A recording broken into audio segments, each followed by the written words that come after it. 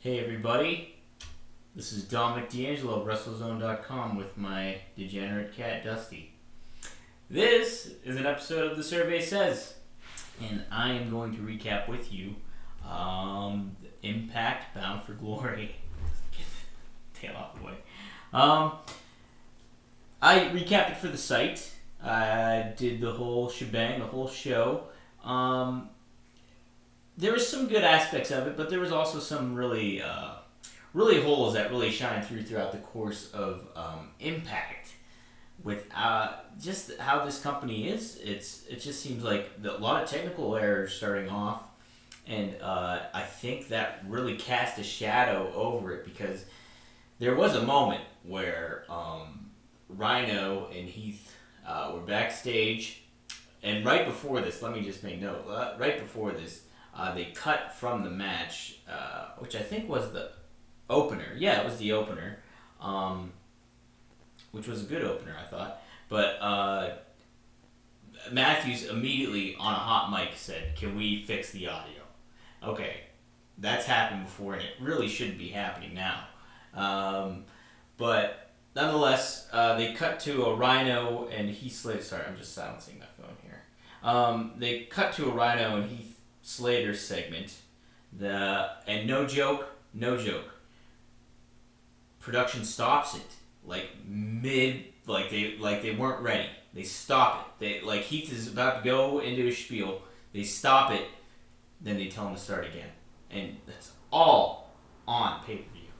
It's just like you can't have that. You can't have that, and it's just one flip after another, one mess up after another. It's just like you don't want that for a your biggest show of the year essentially, and it's rough for Impact because they can't have a crowd, and I think their production value from a visual aspect is very well done, but there's just something strange about it because there's no sound aside from the wrestlers trying to create noise and make noise, and they're doing the best they can and everything like that. But it really, week in and week out, I cover Impact, and it really does have an effect on the product, I feel. Aside from what some of the talents bring to the ring and the personas and personalities that do stand out, and the talent, knockouts like Deonna Purrazzo and Jordynne Grace, I mean, I think they're top level. On across the board of any women's wrestling, and Kylie Rae too, which is a big note tonight as well. Just a lot of stuff that I was going into this covering it, looking forward to it. I'm like, oh man, I'm so interested. I love Ken Shamrock. I'm a big Ken Shamrock guy from the Attitude Era. Everything. He was the guy that got me into the Attitude Era, and knowing that he was getting inducted today, and then nonetheless The Rock was doing it. I was like, man, I'm pretty pumped for this. This should, the card's pretty good. I'm looking forward to. I really thought too, they should have closed the show with the Knockouts title match. That's if Kylie Rae was going to be there, which we all thought she was. We'll get to that in a second. But there was just some aspects of it that just made me like, what are you doing, Impact? Some of this stuff needs to be corrected, and if you're gonna put this on, you're gonna charge people for a pay-per-view. Fight TV, a streaming service that does a very good job, and this is probably the 5th or 6th show I've ordered off of Fight, and from that standpoint, they always do a good job.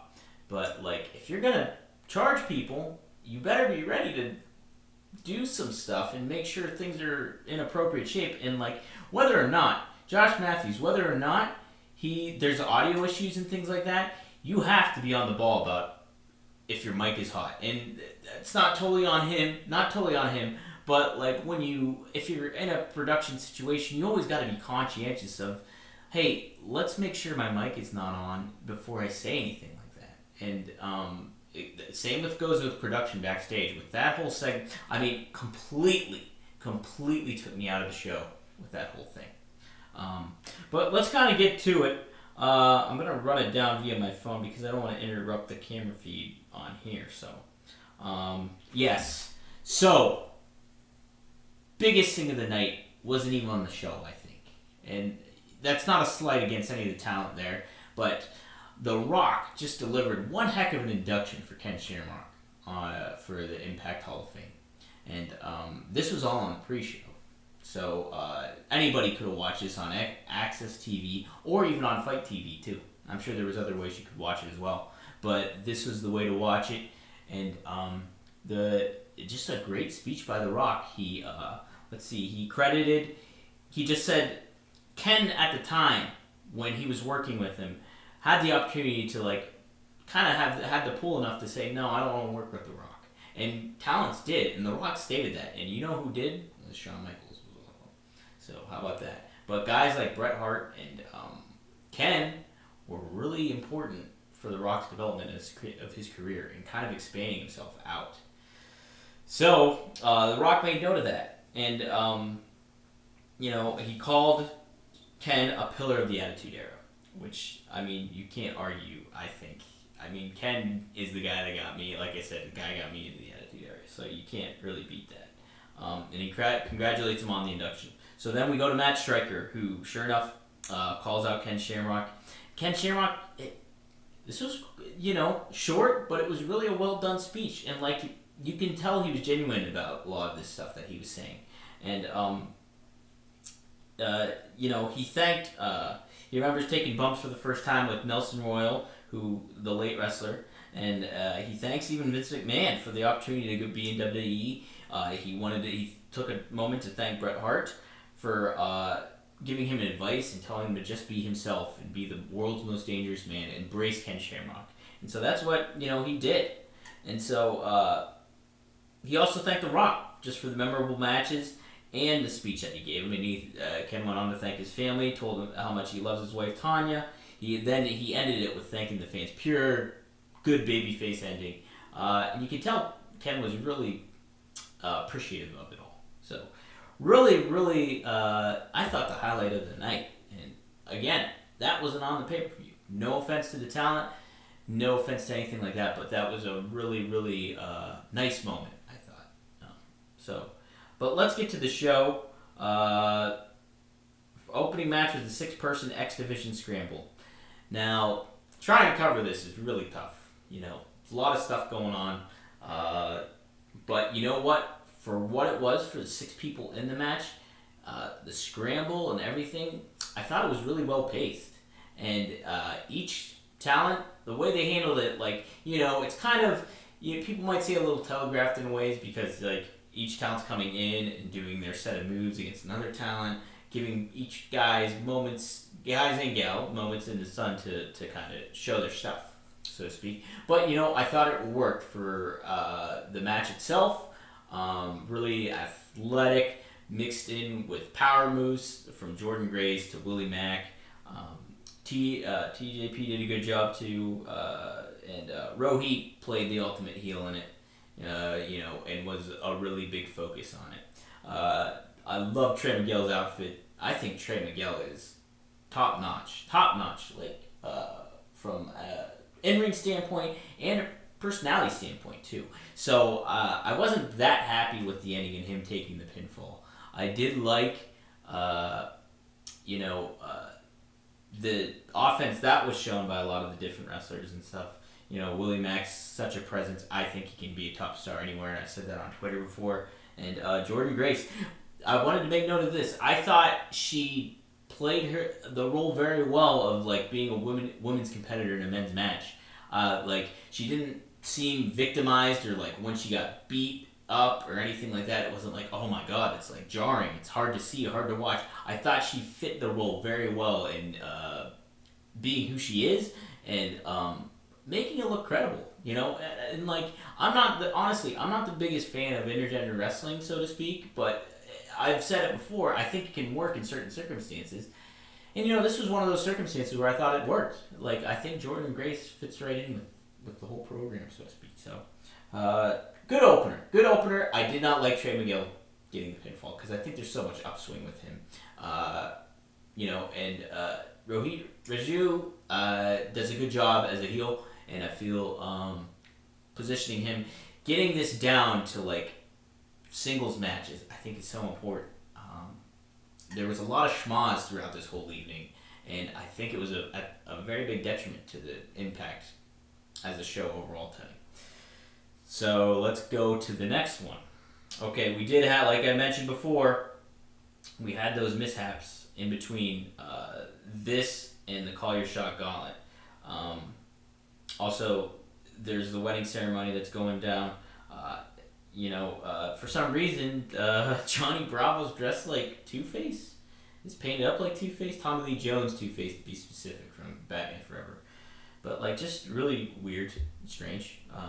But, so you had those hiccups, and then, like, Heath and Rhino did their segment after, like, the curtain was totally pulled back. Just, awful. Match 2, Call Your Shot Gauntlet. Entry 1 is Rhino. Entry 2 is a returning Shawn Daivari. So, mostly when I did coverage for this match, so very tough to, like, keep track of what was actually happening and who was entering and who was exiting or being eliminated. But, I will note certain things here. Like, another bad moment here was Tenille Dashwood gets introduced. And Josh Matthews, I don't know where he's coming from with this kind of lines, but he's like, he's pretty much says Tenille Dashwood doesn't even care about this match. He just wants pictures. And she comes out with Caleb with a K, which is an interesting tandem, those two. But, like, why would you say that? Like, she's got a shot to call her shot.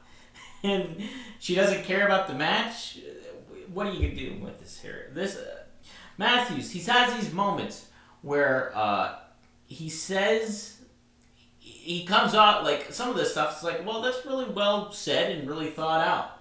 But then there's these really bad moments where it's just like, what are you saying? And the execution of some of this stuff, which I'll get to in a little bit later on in the main event, or it wasn't the main event, it was one of the top matches. He really telegraphed the win. It was just, I did not like it. Matthews' decision-making here and there is so spotty. And I think that goes back to the play of what he did with the hot mic. It's just like, this happens way too often.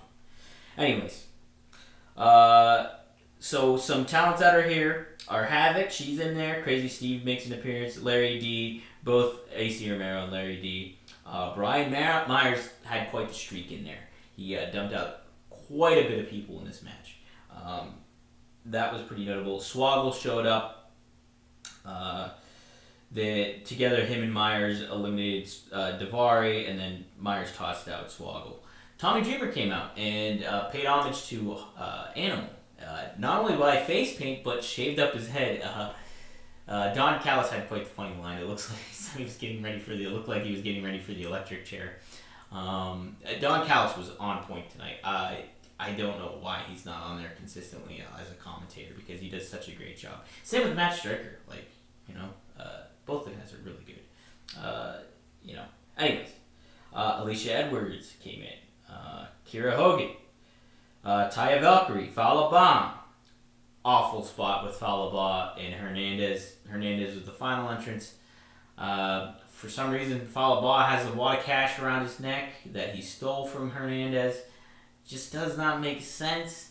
And this really doesn't make sense. So, he has... Fallah Bahh is placed on the top rope by Hernandez, and Hernandez, somehow the wad of cash gets thrown off of Bah's neck. I don't know if Hernandez threw it off, but somehow it gets outside of the ring.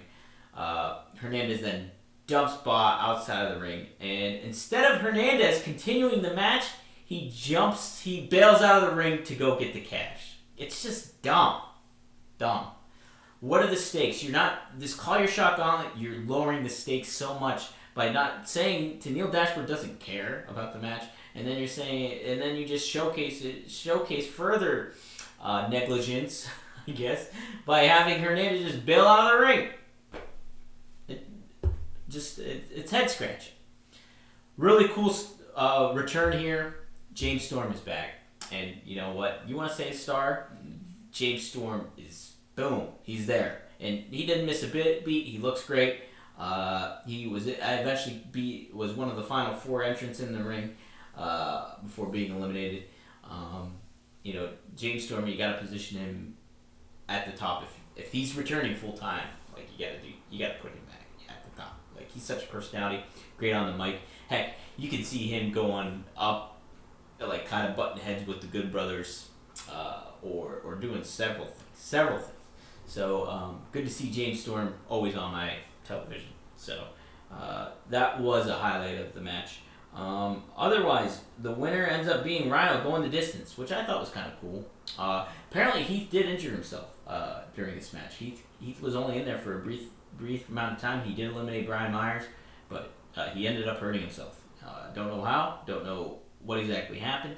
But yeah, he posted on Twitter that he's sorry and sucks. Thanked Rhino. So I guess there'll be more updates in regards to that. This is hot right off the show here, so all that news will come to fruition, I'm sure. Okay. What do we got next? Backstage, Gia's with the North. Ethan Page cuts a pretty rock solid promo here with Josh Alexander too. Fired up. Says it makes note that the Motor City Machine Guns has held the belts for 94 days. That means 94 days they haven't had the belt, and he's gonna give him back. Good little promo there.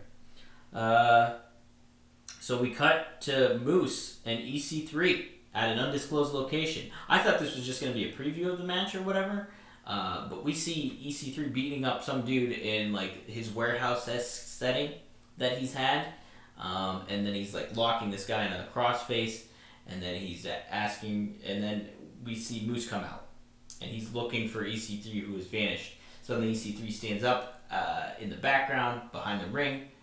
He gets in. They start slugging it out. Now, this is a pure cinematic match.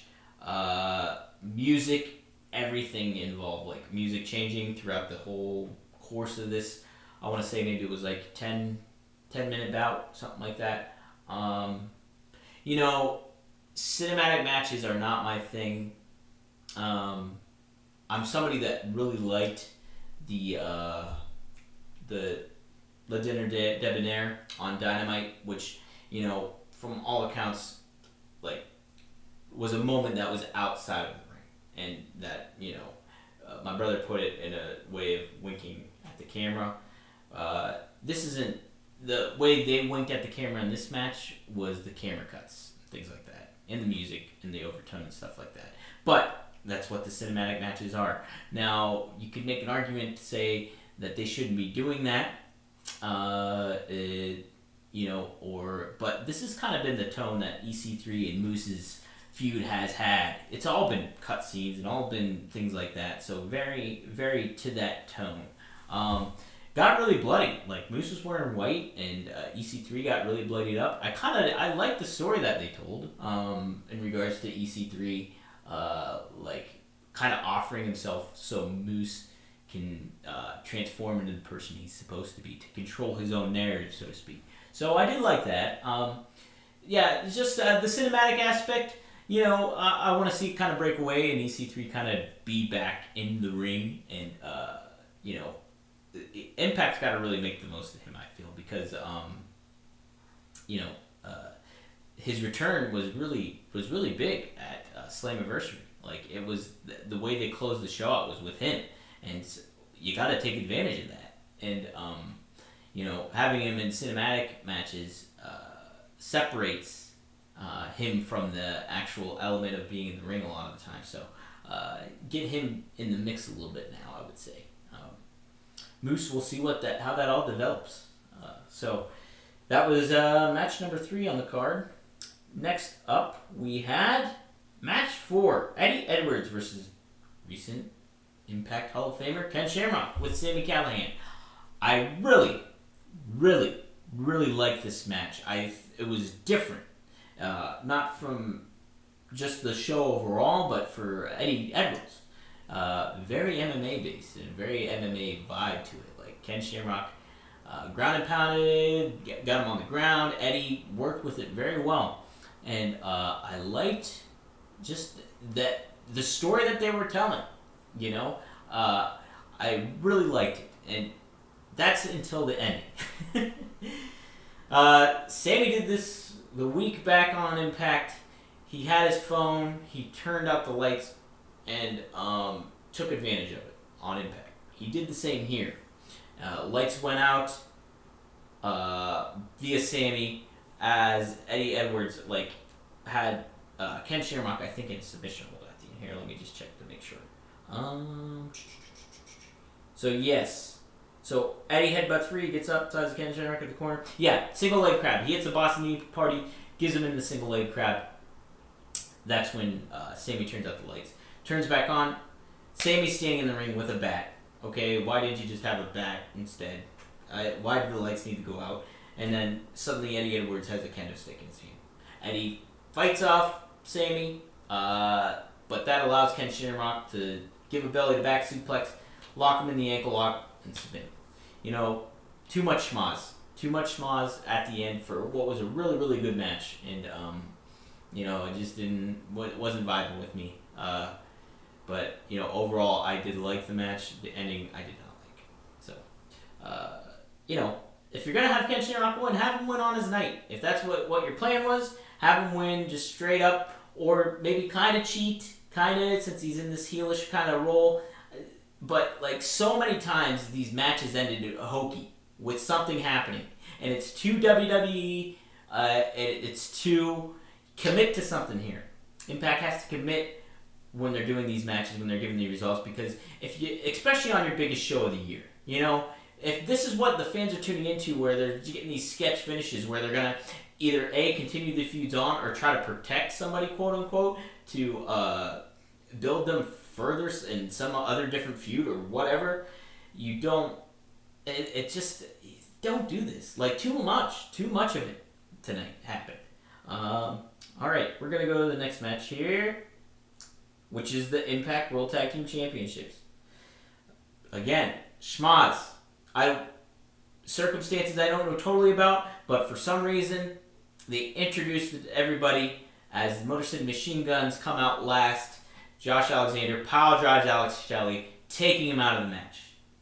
Okay, I don't understand why, unless there's something going on with Shelley, whether he sustained some sort of injury we don't know up until this point, or something else going on, but he was out of the match. So Sabin had to defend his whole time there. It was a big highlight for Sabin. Sabin did a very good job in that role. But this whole tag team, they've done this before. This last week, where these multiple tagging in and outs, where somebody has to stay in. I think it was with the women's, the knockouts. I think Taya Valkyrie was involved and something like that. But it's all not only is it confusing, and I'm not just saying from my writing recap perspective, I'm saying from an overall perspective of having these guys and gals mix it up like this, because it's nonsensical to have this match when the titles are on the line and not everybody can have that shot where it's okay, there's strategy. Why would you ever take yourself out of this match? It made sense why Sabin stood in there for so long, even though he's getting the crap beat out of him. There was a reason that he was in there, because he wants to win the belts back. But, that didn't happen. And maybe eliminating Alex Shelley out of the equation allowed it to make more sense for the North to get the shoddy win against the Good Brothers. They pinned Carl Anderson. It's just well done match. Well done by the talents. But the match itself, just too much gaga. Too much gaga happening here. It's just another note just to make about what Impact, how they're handling themselves here with this stuff. It's whittle it down to the competition, to the storytelling between two teams or one person versus one person. They're going too far out the weeds with this stuff. But the North are great as a great tag team. Obviously the Good Brothers are too. I love the Motor City Machine Guns there. If I ever had to choose somebody through my TNA/Impact fandom from 2007 on, is maybe when I started watching Impact, then it'd be the Motor City Machine Guns. But, I don't know what this was tonight. Next up, backstage, very strange, still with Johnny Bravo. Going this domestic, misogynistic kind of role now, where he's I'm going to control Rosemary. This came out of left field. Not only did the Two-Face look come out of left field, but this whole Like she's gonna do what I say. Like Johnny Bravo's kind of flipping out here, and they're indicating that they can't get a venue for the wedding, and so it's gonna take place in the ring at some point. Okay, match 6, Impact Knockouts Championship. It's supposed to be Deonna Purrazzo versus Kylie Rae, which I thought no doubt should have closed the show out. Just by those two talents, by their contrasting personalities complementing one another, I thought would be the perfect way to close out the show, especially because Impact is known for their women's division and the diverse women's talent that they have there. And what better way to close out your biggest show is to have those two compete to end the show. But Kylie Rae wasn't there. I don't know why. She did compete on, I think it was a Black Label Pro card a couple weeks ago, where let me see here, where there might have been a COVID situation. I don't know what it was exactly, but she was not here. She was not here, and who came out but Su Yung, not Susie, but Su Yung, and at first I kind of thought, hey, that's Kylie Rae, isn't it? Under all this face paint and stuff. But no, it was Su Yung. And they had a match, and it was a good match. It was... Do I want to say it was my match of the night? I think I would say it's my match of the night was those two. Just good storytelling in the ring. Little bit of schmoz, but not too much with Kimberly interfering. But Su Yung ended up winning the match. Now, I would have said for Deonna to carry on the title more. Even if it was against Kylie Rae, I think I still would have had Deonna hold on to the belt. Just because I think she's so good.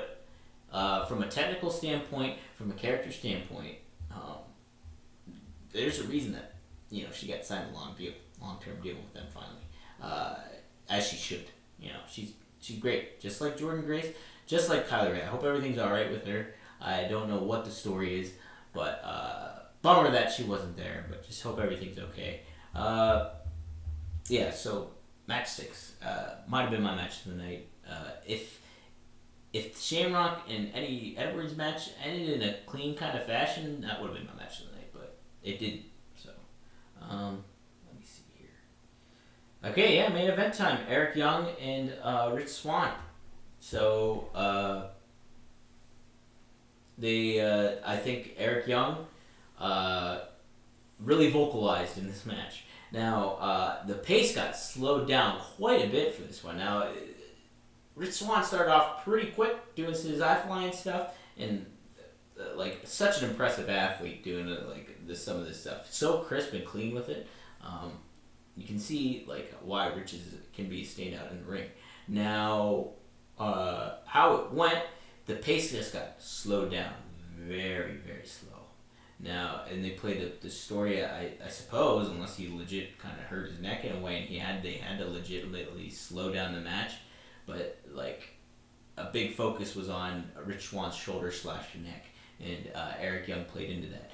So part of it, and that's a detriment to just having nobody as an audience member or making noise, was the pace. You can really feel when they slow down the pace. You really feel it, and not to say that this was a bad match, because it wasn't. It was I did like it. That what they were able to convey. Eric Young's such a pro. I really do like Eric Young. I got to see clips of him earlier today that Impact put out, and looking back when he was with Team Canada, and even after that when he was Showtime Eric Young, man, he was so young. And it's just wow. So I definitely appreciate both competitors, but the match you could kind of feel how slow it is, like I said, but they ended up picking it up. Rich Swann started firing off at the end, and I think that did make it stand out more near the end of the show. Rich Swann gets the win. He's the new champ. So, I'm just intrigued to see where they will go with Eric Young and where they will go with Rich Swann. I don't want to see them necessarily continue this feud. Since Eric Young essentially pretty much returned at 7th anniversary, then the next show he won the title. I think it's time to see what's next for him too out of this element. And Swann, if you're gonna have him slay some dragons or whatever, make it somebody that's a contrast to him, I would say. But that's for another day. Overall, this show, there was a lot I was really critical in my head too about the show. As I was typing it out, I'm like, Impact, fix this shit, man. Like, fix this stuff. And I still feel that way. But coming off of it too, I had a good time covering it. So let me think. If I'm gonna give it out of a 10 scale, I'm gonna give it probably like we'll go with 6.5. Just those moments, those production moments, you gotta fix them. And the schmaz, the gaga, all these bells and whistles that you don't need, just whittle it down. Impact, whittle it down to, and highlights for me. I'll give you some highlights. Obviously, The Rock inducting Ken Shamrock, I thought was awesome. Deonna Purrazzo was great. Su Yung coming in for that role was great. Don Callis, stand out for me. I don't want to take away anybody, certainly. Trey Miguel, I really liked. Return of James Storm. The story of having Rhino go the distance I thought was kind of cool. Maybe I'm just a softie for nostalgia and stuff like that, but I thought that was pretty cool. But those were probably my big highlights. I hope I'm not missing anything. If I didn't say Deonna Purrazzo, I'll say it again, Deonna Purrazzo.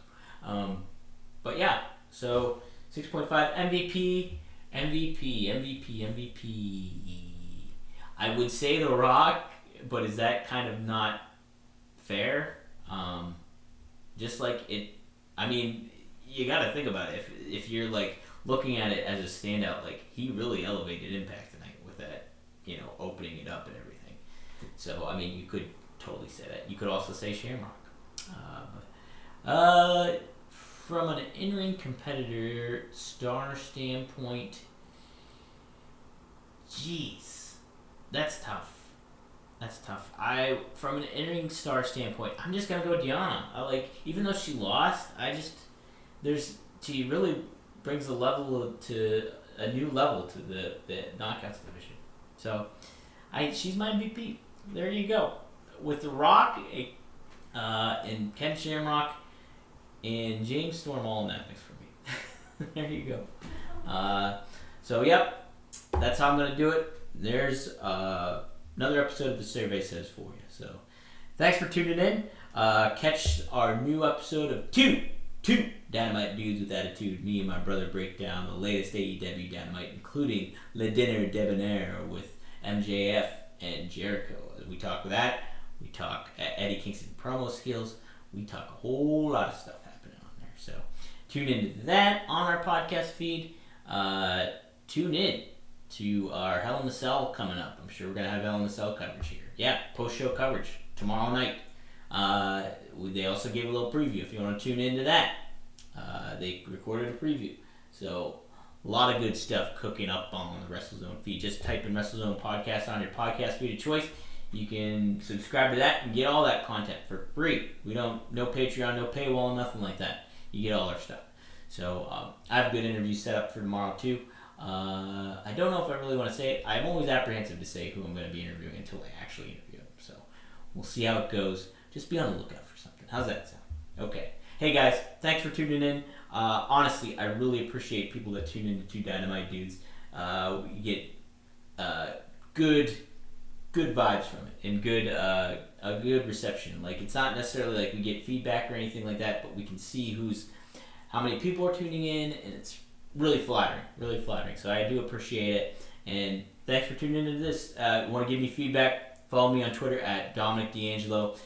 Shoot me an email at dpdeangelo@gmail.com if you want to give me more long form kind of stuff. I'll be happy to read it when I can, whether it's on air or I'll definitely read it, if you send it to me. So there you go. All right, guys. Thanks for tuning in, and I'll talk to you later.